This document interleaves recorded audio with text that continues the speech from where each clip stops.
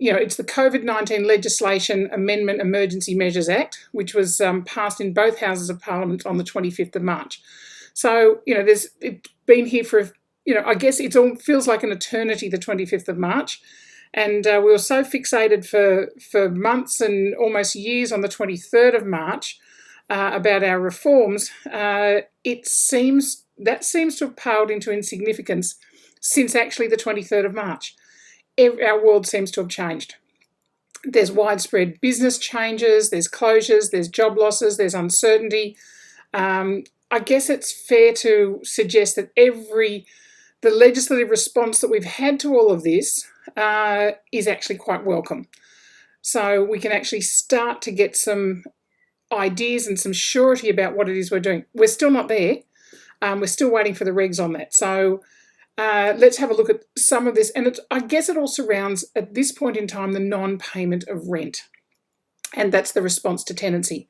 So within this new act, Section 229 is about regulations and the making of new regulations.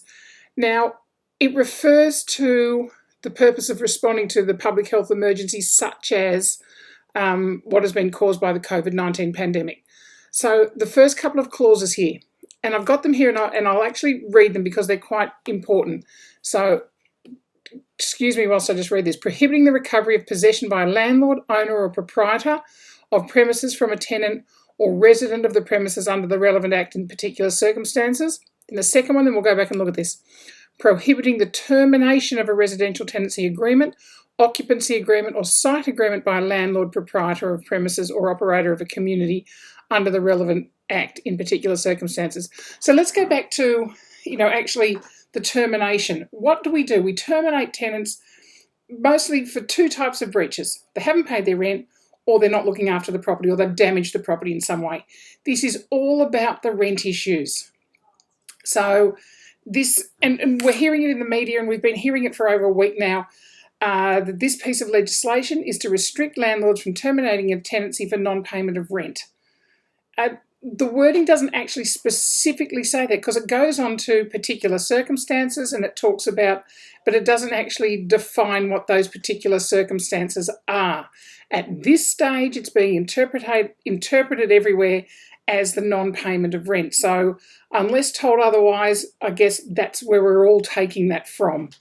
So, I think that's where we need to sit with that. Let's wait for the regulations to see if there's any clarification. So bottom line about what's being announced in the media releases that a landlord cannot terminate for non-payment of rent. You can't kick somebody out of their premises. And, that's good for tenants. That's good for agents in terms of relationship building. It's perhaps not so good for landlords. But then we've got to work it on both sides. So working on the basis of this legislation is actually designed to protect those tenants who are ordinarily taking care of the property, so they're looking after the property, and they're normally reliable when they're paying their rental amounts. This legislation is in force for a period of 6 months, so from the 25th of March to the 25th of September, or earlier if the Parliament decides upon that, in the event the effects of the pandemic don't last as long as 6 months, but it's certainly been put in for 6 months at this point in time. So providing that the regulations don't change any of this in terms of just being about the non-payment of rent, a landlord will not be able to terminate a lease within the next 6 months for that sole reason. Okay, I think we've got that. It's also got to be really clear to tenants that this is not a reason for them not to pay their rent. So, they can't just say, hey, I don't want to pay my rent. And we've all had stories in the last, couple of weeks of people saying, well, if I don't have to pay my rent, I don't have to pay my rent. And that's coming from people who have the money to pay their rent. They still have a job. And we now have the job keeper allowance coming through, and we'll talk about that a bit later, but, it'll kick and pay back to the 30th of March. So there's a little more surety in people actually maintaining their jobs at this stage. So it's not designed for people not to pay their rent. It's designed to protect the tenants who are not able to pay rather than choosing not to pay. So negotiation, collaboration is the key at this stage in these very uncertain times. As agents, you need to speak to your landlords, you need to speak to your tenants, and you need to ascertain their individual circumstances. And you need evidence of their individual circumstances. There will be pain through this entire process. And we heard the Prime Minister say the other evening, the pain needs to be shared and not just carried on one side. So, and that's what negotiations are all about. It's talking about one side and the other side and coming to an agreement where when there's going to be pain, the pain needs to be shared. So, and just remember that NCAT is actually not hearing any cases regarding the non-payment of rent for the next 6 months either. So whilst this is in place from the 25th of March to the 25th of September, NCAT are not hearing any cases. So obviously, if there's a case about something else, yes, you still take that to NCAT. Yes, they're hearing them in different ways. They're hearing them either on the papers or they're hearing them on the phone, or they're, depending on what the circumstances are, they're not hearing them in person at the moment.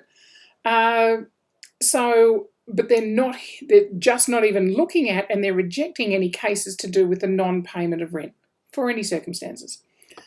Now, as soon as these regulations are actually released, we'll keep you up to date. We'll get what the definition of certain circumstances are to see if there is anything further on the non-payment of rent. But guys, I've seen this week, or actually in the last couple of days, a few agents, I've seen what they've been issuing to their landlords. And, they've been saying that, this last week has seen, changes that we don't usually see in a whole year. And so it's about, and again, they keep talking about, can you freeze rent? Can you stop rent? Can you, if the property is just too expensive, what can you do? And what's selling here? Let's have a look at what Aon, as a landlord insurer, are actually saying. So a tenant wants to break their lease due to financial hardship. They've lost their job, or whatever it is, or they're not work. They've been stood down for part-time, or whatever it is. So Aon are saying the coverage for that non-payment of rent in those circumstances may be available under the rent default section, based on the tenant hardship.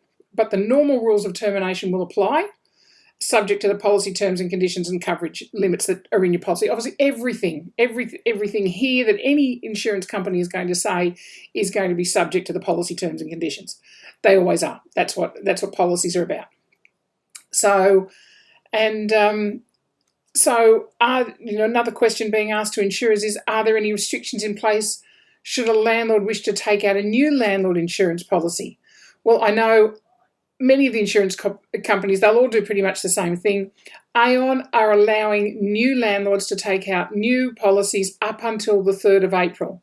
That will start covering some of the COVID-19 related events. After the 3rd of April, they're saying that it's not going to be covered. So, at this stage, there's, 2 days left, or, really one day, you want to get it in by tomorrow, to talk to any of your landlords who don't have landlord insurance, perhaps to start looking at that and asking the question, what are they covered for? What are they covered for under the COVID-19? If a tenant, if there's a death of a tenant from COVID, will it be covered? Apparently not, in terms of the forensic claim. Can rent. Now, this is interesting, and I found this particular one quite interesting. Can rent default be claimed if the tenant is unable to pay rent due to the circumstances of COVID-19? Yes. Aon are saying that under their policies, yes, this is claimable under the rent default section of the policy. However, so that's if they don't pay the rent that has been negotiated. However, can a shortfall be claimed if the landlord and their tenant mutually agree to a reduction in the weekly payments? No, because that's been a mutual agreement between the landlord and the tenant, and you as an agent have probably been sitting smack in the middle of all of those negotiations, but it's an agreement between the landlord and the tenant, and if the tenant still doesn't, that shortfall that's been agreed to, that's not covered. So, because that mutual agreement occurred. So obviously there's so many different aspects here. And if your landlords are asking questions, direct them firstly, obviously allay their fears, talk to them about what's happening in your office, what's happening around, in general within in the market in your area, and point them back to their policy to read that, and back to the website of whoever their policy provider is. Okay, so there are landlord insurance. It is covering in some issues and not in others, and it is having an enormous impact on the tenancies issues across our state.